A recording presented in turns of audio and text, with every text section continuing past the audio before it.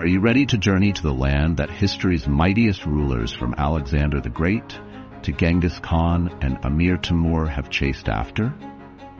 In the heart of Central Asia, where the ancient Silk Road meets modern wonders, from its colorful deserts to its ancient cities, this is a country reeking of history and renowned for its hospitality. Welcome to Uzbekistan, a crossroads of merchants, travelers, and cultures with its world-famous pilaf, covered markets, and bazaars. By the end of this video, you will discover the all-unknown secrets of Uzbekistan. So let's go on a Central Asia tour together. Officially known as the Republic of Uzbekistan, it is the most populous country in the region with an area of 448,000 square kilometers, capital Tashkent, and a population of 35 million. The vast deserts and the mountain ranges reaching to the sky are the natural architects of these lands. Uzbekistan is the world's fourth largest gold producer. Despite being far from the seas, the country is close to underground riches. In 2023, the gold reserve was recorded as 371,000 tons. What's more, its territory is underlain by valuable resources, from uranium and natural gas to oil and coal. The country's fertile soils make it the fifth largest cotton producer in the world. Its climate and irrigation systems make it easy to grow cotton. However, it should be noted that Uzbekistan has come under criticism for its water use, forced labor, and child labor in the cotton industry. But a tragedy of nature is hidden here. Lake Aral, once one of the largest lakes in the world, and even referred to as the sea, has lost its former splendor and has shrunk considerably.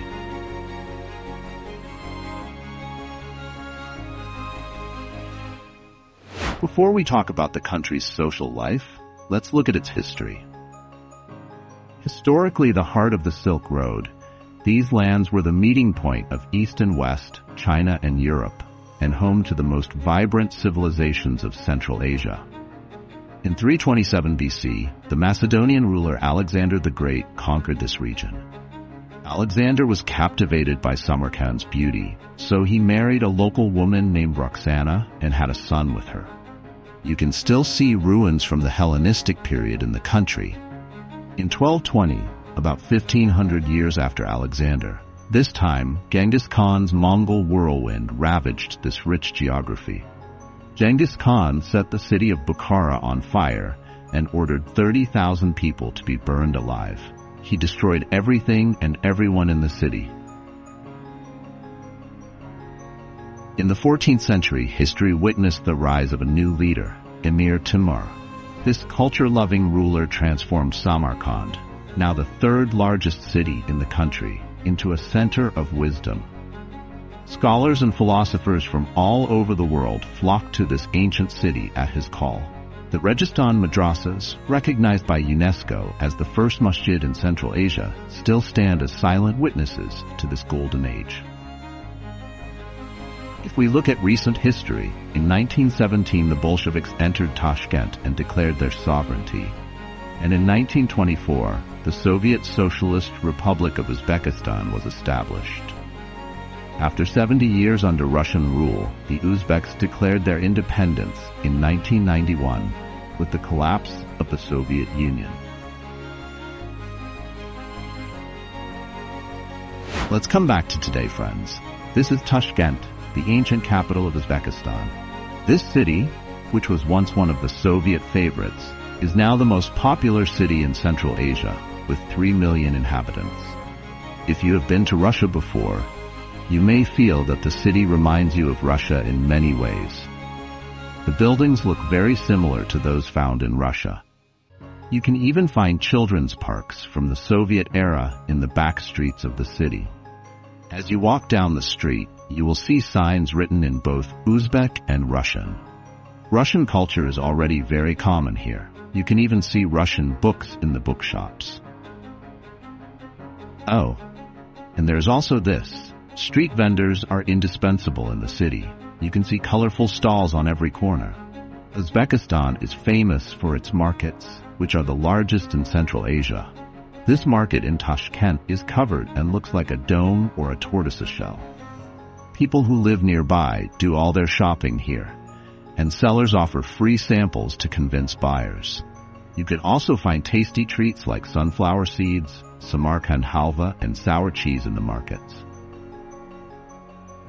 Bread making is an art in Uzbekistan. Bakers make bread in traditional earthen ovens and do everything they can to produce the most delicious bread. Uzbek bread is a special kind of bread made with different ingredients. It is more filling and nutritious than normal bread. In the past, soldiers used to take Uzbek bread to the war, where it could last for a month without spoiling. Now, one bakery makes 8,000 pieces of this bread every day.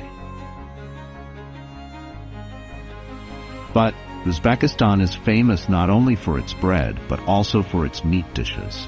The street food is delicious, and people are now cooking again in the traditional ways that were lost during Soviet rule. Uzbekistan is the center of pilaf. Restaurants prepare this dish in huge cauldrons. They use 40 liters of sunflower oil for 100 kilos of meat. Preparing pilaf is an art. Meat, carrots, chickpeas, and rice are cooked together and kept for hours. The result is a masterpiece dish. The pilaf is a work of art. Master chefs prepare it carefully. In Uzbekistan, three things are very important: bread, pilaf, and meat. They are especially serious about meat. They use beef, lamb, and even horse meat in their pilaf. It is clear that increased consumption of this meat has caused heart disease to rise in the elderly population. The issue is not the meat itself, but the fat used in its preparation. The interesting thing is that in the countryside, there are pastries that look like seashells, which they call samsa. People prefer to bake in traditional ovens instead of modern ovens. There is always a closed oven in every house. If you intend to visit the capital Tashkent and you speak Russian, you are lucky, because here Russian is part of everyday life. It is very easy to mingle with people. Sometimes it's as hot as 50 degrees. So here's a secret. The best time to visit is between August and November. Even then, you can enjoy fresh nuts and fruits at very reasonable prices. And in the evenings, in cities like Bukhara, Tashkent, and Samarkand, life doesn't stop in the evenings. While having dinner, you can suddenly find traditional Uzbek dancers in front of you. Most nationalities can enter Uzbekistan for tourism purposes without encountering visa problems. However, if you plan to stay or work in Uzbekistan for an extended period of time, you will need to obtain a residence permit and work permit. Islam is the main religion in the country.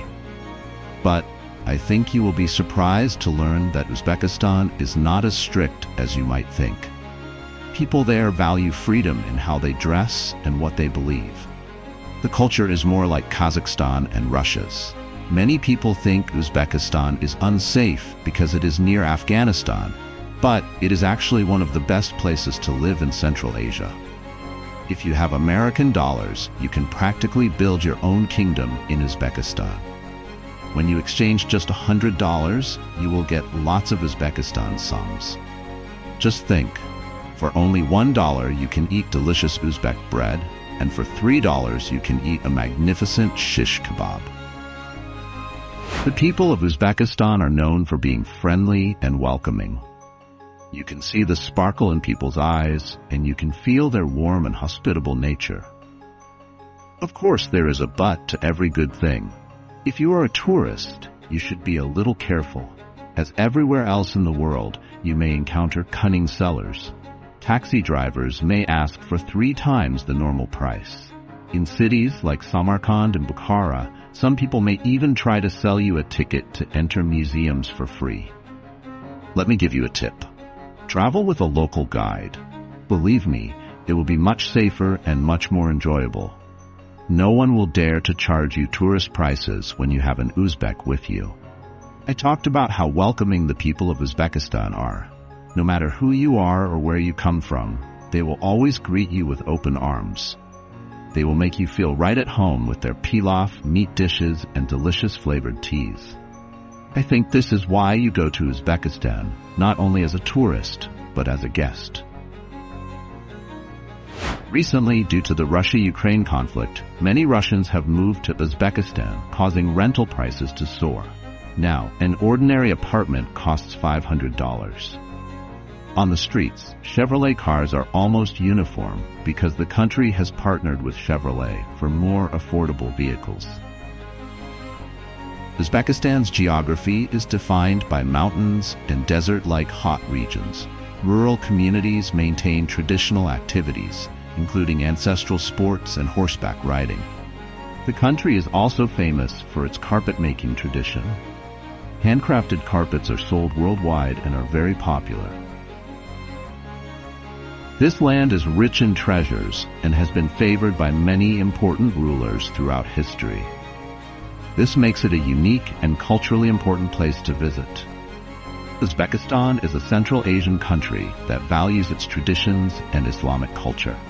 The cities of Samarkand and Bukhara were once known as centers of Islam. According to research, Samarkand is comparable in age to Rome, so much so that this region is known as one of the oldest cities. Samarkand dates back more than 2,750 years. Uzbekistan has 5 UNESCO World Heritage Sites, which show its rich history and cultural importance. These sites include the beautiful minarets of Bukhara and the timeless Registan Square in Samarkand. Let's talk about the hard parts of Uzbekistan.